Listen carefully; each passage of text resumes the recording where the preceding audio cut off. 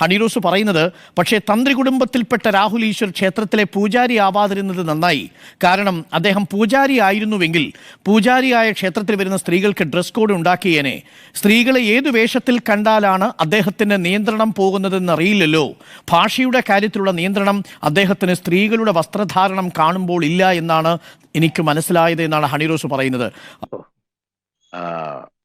തമ്പിയുടെ മോളുകൂട്ടുള്ള കാര്യം പ്രശ്നമഴിക്കാൻ വിശദമായിട്ടൊന്ന് നോക്കുണ്ടായി. കുട്ടിക്കിപ്പോ ദശാസന്ധ്യ, ലേശം മനപ്രയാസൊക്കെ ഉണ്ടാവും.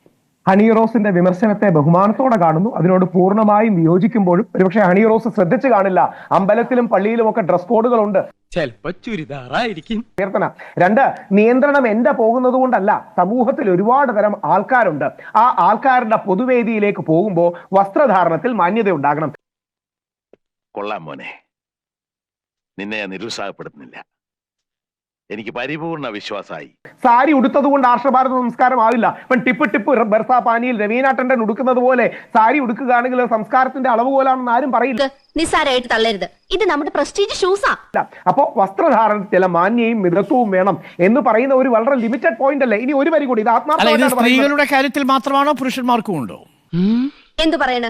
ഉറപ്പായിട്ടും പുരുഷന്മാരുടെ കാര്യത്തിൽ വേണ്ടേ? പുരുഷന്മാരുടെ കാര്യത്തിൽ മാന്യത വേണ്ടെന്ന് ആരെങ്കിലും പറയുന്നുണ്ടോ? പിന്നെ രണ്ട്, ഇതൊരു യാന്ത്രിക ചോദ്യമാണ്. സ്ത്രീ പുരുഷ ശരീരങ്ങൾക്ക് ഘടനാപരമായ വ്യത്യാസമില്ലേ?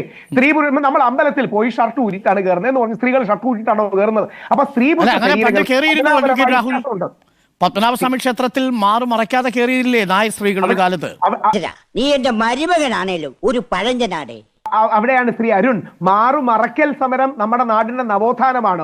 തുറക്കൽ സമരമാണെങ്കിൽ അത് അധോഗമനമാണ്. തുറക്കൽ സമരം നമ്മുടെ കേരളത്തിൽ 3 വർഷം മുമ്പ് നടന്നിരുന്നു. ഫേസ്ബുക്ക് അടക്കം അത് ബാൻ ചെയ്തു. എന്റെ തലവിധി.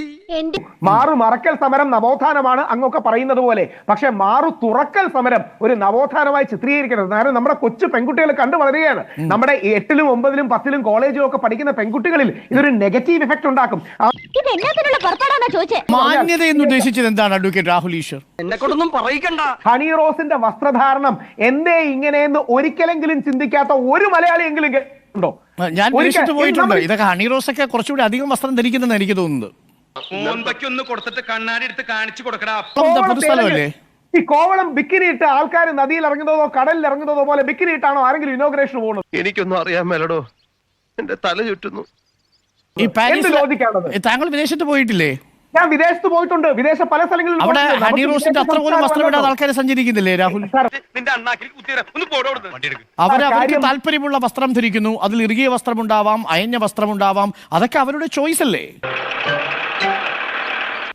സാർ, ആ അമിത എക്സ്പോസർ സമൂഹത്തിലേക്ക് വരുമ്പോൾ അത് നെഗറ്റീവ് ഇമ്പാക്ട് ഉണ്ടാക്കില്ലേ? അത് ആർക്കാണ് നെഗറ്റീവ് ഇമ്പാക്ട് ഉണ്ടാക്കുക? അവരുടെ ശരീരത്തിൽ കാണാൻ പാടില്ലാത്ത ഒരു ശരീരാവയവോ അവർ കാണിച്ചിട്ടില്ല, ശരിയല്ലേ? അങ്ങനെ ഒരു ശരീരവയവം ഉണ്ടോ? അതാണ് ചോദ്യം. അതായത് സ്വകാര്യ ഭാഗം എന്ന് പൊതുസമൂഹത്തിൽ കാണിക്കാൻ പാടില്ലാത്തതാണ് ഞാൻ ഉദ്ദേശിച്ചത്.